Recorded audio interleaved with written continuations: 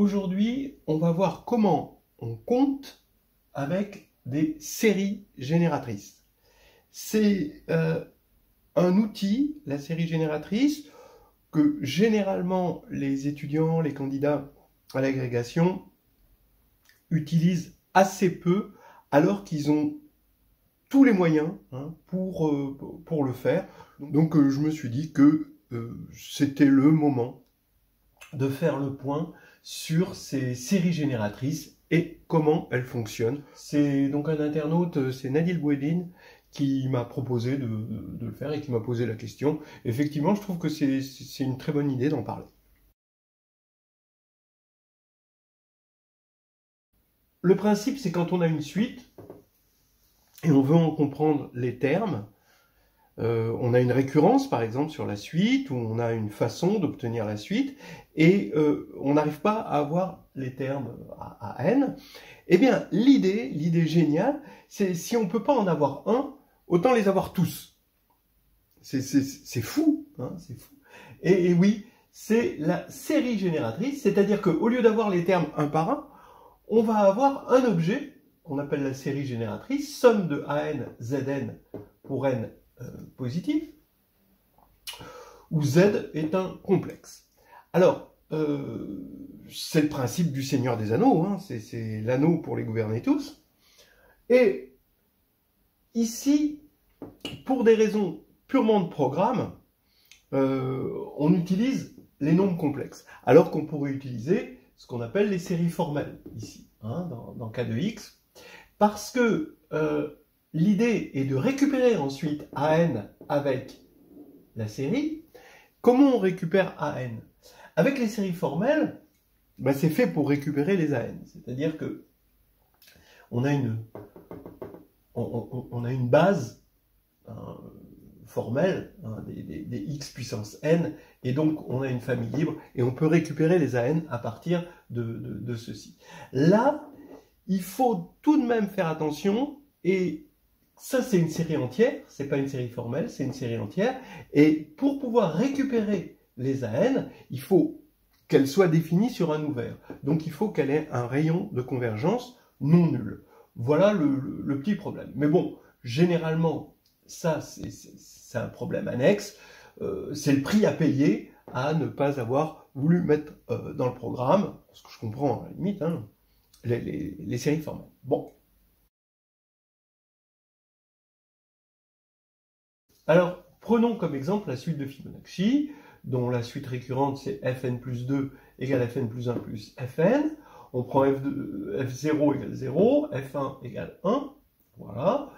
Et donc, qu'est-ce qu'on va faire pour comprendre fn? Alors, on peut comprendre fn par bien d'autres moyens, hein, attention, mais voilà. J'écris r égale fn zn. C'est une fonction r de z dont on va voir qu'elle est rationnelle. Et donc, le rayon de convergence en 0, ça va bien marcher. Alors, regardons comment faire pour récupérer les Fn. Déjà, calculer R, puis récupérer les Fn. Eh bien, on va, c'est l'idée, hein, on multiplie R, ici, par 1 moins Z moins Z2. Pourquoi? En fait, on se rend compte que c'est le polynôme symétrique du polynôme caractéristique de la suite. Regardez ce que ça donne, ça marche. Hein, donc ici, on va avoir R, là on va avoir moins R fois Z, d'accord, et moins R fois Z2. Voilà. Maintenant, on va tout regarder en coefficient en Zn plus 2, quitte à réindexer. Ici, je regarde quels sont les premiers termes de la suite. On va avoir 0 fois 1, plus 1, donc ce 0 là, fois z puissance 0, hein, plus 1 fois z. Et après, eh bien, je commence par z2. D'accord ? Donc ici, je peux réindexer et écrire cette somme-là, mais il ne faut pas que j'oublie le premier terme de la suite, c'est-à-dire 0 plus z. Voilà. Ici, on n'a plus besoin de regarder les deux premiers termes, mais juste le premier terme, qui est nul. Donc, je peux directement réindexer et écrire fn plus 1, zn plus 2. Et ici, j'ai rien à toucher. Voilà. Donc, qu'est-ce qui me reste? Quand je fais ça, j'ai z plus, et là, je peux mettre zn plus 2 en facteur, et je retrouve fn plus 2 moins fn plus 1 moins fn, c'est-à-dire 0. Donc, il ne reste plus que z comme survivant à cette histoire. Ce qui fait que R de z, c'est z sur 1 moins z2. Alors maintenant, je rappelle que phi, c'est le nombre d'or, phi prime, c'est son conjugué. Donc, si vous voulez, en gros, phi, si c'est 1 plus racine de 5 sur 2, phi prime, c'est 1 moins racine de 5 sur 2. Et de sorte que phi prime est égal à moins 1, et phi plus phi prime est égal à 1. Voilà, et donc on peut factoriser ça en ça, vous pouvez vérifier. Donc maintenant, quelles sont les techniques qu'on peut faire sur des fractions rationnelles? La décomposition en éléments simples, et donc vous voyez qu'on a ça facilement. Par exemple, vous pouvez aller facilement de là vers là en utilisant ces relations sur phi et phi prime. Bon, pas de souci. Alors maintenant, pourquoi je me suis mis sous forme d'éléments simples? C'est pour utiliser la formule de la série géométrique. 1 sur 1 moins phi z, c'est la série géométrique de raison phi z. Et 1 moins phi prime z, pareil avec phi prime z. Voilà.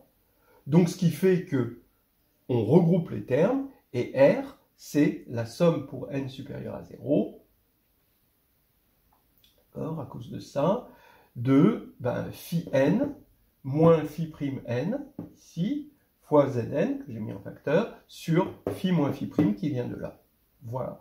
Maintenant, il reste à dire que c'est vrai sur un ouvert autour de 0, pour pouvoir l'identifier avec somme de fn zn, et pouvoir dire que fn, c'est phi n moins phi prime n sur phi moins phi prime par exemple, l'unicité de la série de Taylor. L'unicité des termes de la série de Taylor qui nous permet, sur un voisinage, de faire l'identification. Ça, c'est la partie qui nous embête un petit peu, où on regrette de ne pas avoir les séries formelles. Si on avait remplacé partout petit z par grand X, on n'aurait pas été là. Voilà. Donc voilà un premier exemple déjà de série génératrice qu'on peut retrouver dans Carnet de voyage en analyse temps. On va voir maintenant un autre exemple de polynôme générateur qu'on peut trouver dans Carnet de voyage en algébrique. Alors maintenant voici un autre exemple avec des dés. Et là, c'est plus des suites récurrentes linéaires, parce que bon, ce qu'on a vu finalement, on a vu pour toutes les suites récurrentes linéaires, voilà. C'est avec des dés et c'est du dénombrement. Voilà. Alors on va voir comment ça se passe avec le dénombrement. On a KD, voilà, on fait un lancer de KD. Ils sont numérotés de 1 à 6, comme des dés normaux. Et on appelle grand N indice petit n le nombre de façons d'obtenir, quand on fait la somme des résultats obtenus, d'obtenir le nombre petit n. Voilà. Donc, ça veut dire que grand N indice petit n, c'est l'ensemble des k-uplés d'éléments qui vont de 1 à 6, tels que I1 plus I2 jusqu'à IK est égal à n. Tout simplement. D'accord? Et combien ça vaut n indice petit n? Alors, on va utiliser les séries génératrices. Voilà, la série génératrice ici. Alors, vous pouvez aller de là à là. Bon, là, je vais aller de là à là. J'appelle P Z plus Z2 plus Z6 puissance K. C'est ça qui va m'interpeller.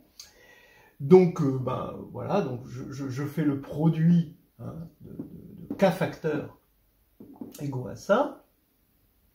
Et maintenant, je vais regarder quel est le terme en Z puissance n.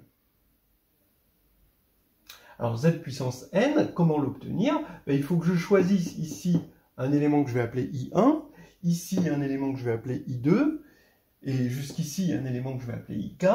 Les I, J, ils vont de 1 à 6, forcément, et ce que je veux pour obtenir Z puissance n, je veux que la somme dij soit égal à n. Et à chaque fois, combien je vais obtenir? Ben, je vais obtenir 1, parce que comme chaque coefficient de mes petits polynômes ici sont égaux à 1, ben, quand je vais multiplier les 1, ben, ça va faire des produits de 1, donc ça va faire 1 ici. Voilà, donc quand je développe ça, j'obtiens ceci. Et quand je regarde ça, c'est exactement, hein, je compte les 1, je mets 1 à chaque fois que j'ai trouvé un k-uplet qui vérifie ça, bah, ça veut dire que je suis en train de compter quand n indice petit n. Donc, ça veut dire que ceci, c'est rien d'autre que la série génératrice de ma suite que je cherche. Voilà. Alors, pareil, on peut se dire comment je vais faire pour utiliser cet effet d'aubaine d'avoir la série génératrice pour réobtenir les n indice petit n. Et bien, maintenant, je vais travailler dessus. Encore une fois, ici, je reconnais une série géométrique de premier terme z et de raison z avec 6 termes. Donc, c'est égal à ça. C'est ça que je mets à la puissance k. Donc, je mets tout ça à la puissance k. Voilà. Zk, il n'y a rien à en faire. Le plus difficile, c'est 1 sur 1 moins z puissance k, c'est-à-dire 1 moins z puissance moins k. Alors ça, bon, c'est un développement connu. C'est la somme pour v supérieur ou égal à 0 de k-1 parmi v plus k-1, zv. D'accord? Par exemple, pour k égale, pour k égale 1, ici, vous reconnaissez, ici on va avoir 1, et vous reconnaissez la série géométrique de raison z. Après, vous pouvez regarder pour k égale 2, ce qui va se passer. Vous allez avoir les v plus 1. Effectivement, c'est la dérivée de la série géométrique qu'on avait tout à l'heure. Bon, c'est quelque chose, on va reconnaître, hein, c'est une formule classique. 1 moins z6 puissance k, bon, alors ça, c'est encore plus classique, c'est carrément le binôme de Newton. Et donc, ça fait ça, moins 1 puissance w, donc je prends w de 0 à k, on a w parmi k, et z puissance 6w ici. Donc maintenant, je fais le produit de ça fois ça fois ça, et maintenant, je vais faire le produit de ça fois ça fois ça. D'accord? Je vais obtenir, je vais regarder le terme en z puissance n, que je vais identifier avec ceci. Alors pourquoi je peux identifier? Alors là, c'est carrément facile, c'est des polynômes. Hein, vous voyez qu'on a des polynômes. Donc c'est l'identification de fonctions polynomiales sur C. Là, j'identifie terme à terme. Donc ça me fait n indice petit n égale ce que je veux obtenir en z puissance n, c'est-à-dire quand j'aurai additionné v plus 6w plus k et que ça aura fait n. Et bien, donc j'obtiendrai moins 1 puissance w, w parmi k, et ici, k moins 1 parmi v plus k moins 1. D'accord? Et là, j'ai k, hein, ici j'ai 1 fois 1 pour ça, mais il faut que k plus 6w plus v soit égal à n. Alors maintenant, en remarquant que v plus k ici est égal à n moins 6w, ça me fait ma formule finale. N indice petit n, c'est la somme pour w positif de moins 1 puissance w, w parmi k, et k moins 1 parmi n moins 6w moins 1. D'accord? Parce que ça, c'est égal à ça. Donc voilà, maintenant on va passer à quelque chose où, dans le principe, c'est à peu près la même difficulté, sauf qu'on va avoir ici des fractions rationnelles au lieu de polynômes, et ici des produits infinis de fractions rationnelles. Donc c'est là où ça se corse un petit peu. Mais on va pouvoir atteindre beaucoup plus d'objets à dénombrer, et c'est ça qui est intéressant. Une autre ouverture vers le dénombrement qui nous amène à ce qu'on appelle les partitions et d'autres types de dénombrement. Là, cette fois-ci, c'est plus comme le lancer de KD où K est bien défini. Là, cette fois-ci, K n'est pas bien défini. Voilà, alors ça, c'est embêtant, parce que ça peut être n'importe quel dé, pourvu qu'on ait un lancer de n'importe quel nombre de dés, en quelque sorte. pas définie au départ, pourvu qu'on ait à la fin un nombre n. Alors, on peut imaginer ça avec des dés, d'accord, avec une infinité de dés, finalement. Mais pour obtenir un nombre n, ce sera toujours qu'avec un nombre fini hein, de dés. Donc, je prends une suite un, ici, n supérieur ou égal à 1, dans n étoiles, et je vais supposer que n tend vers l'infini. Ça va être important. Et je vais regarder le nombre de uplets. Alors attention, hein, k n'est pas prédéfini, hein, c'est le nombre de uplets. Hein, I1, IK, d'éléments positifs ou nuls, mais attention, je veux que IK soit différent de 0, bien sûr, tel que la somme des IJ, UJ soit égale à n. Voilà. Alors, le fait qu'on a une suite dans n étoiles, le fait que IK soit forcément différent de 0, bon, va faire que cet ensemble est forcément fini. Et son cardinal, ça va être n, grand N, indice petit n. Alors donc, si la suite, c'est juste la suite un égale n, bah, ce qu'on va obtenir ici, c'est le nombre P de n de partitions de n. Donc je m'explique pour ceux qui ne connaissent pas le nombre de partitions, qui rentrent dans des tas de situations. Dans le groupe symétrique, le nombre de partitions, ça va être le nombre de classes de conjugaison du groupe SN.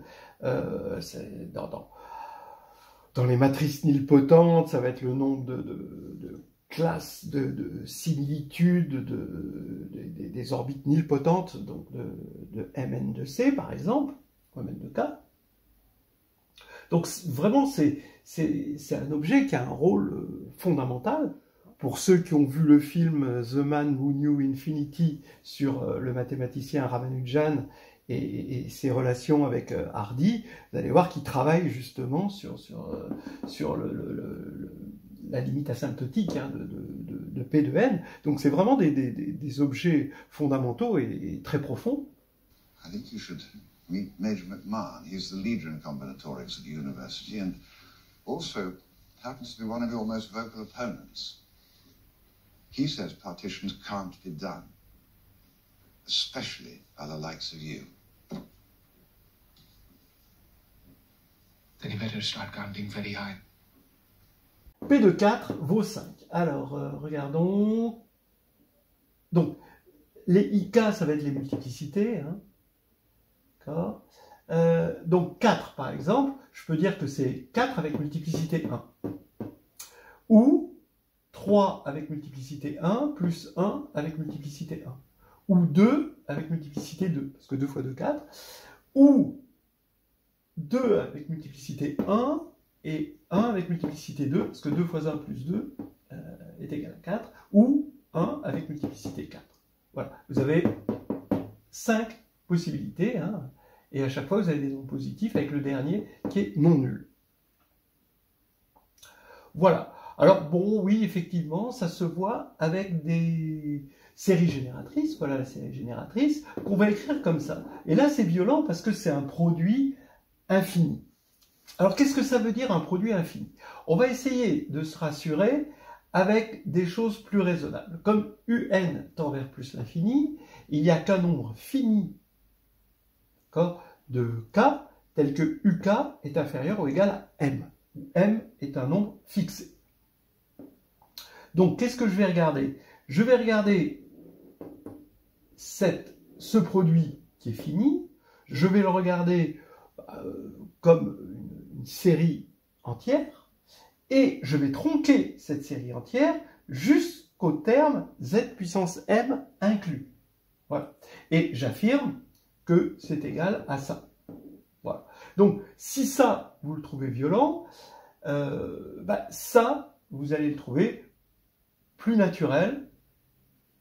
C'est moins joli à écrire, mais ça veut dire la même chose, en quelque sorte. Un tend vers plus l'infini. Voilà. Alors, pourquoi c'est vrai? Pareil, quand on va regarder ça, on va développer chaque facteur comme une série géométrique. Voilà, premier facteur, deuxième facteur, kème facteur.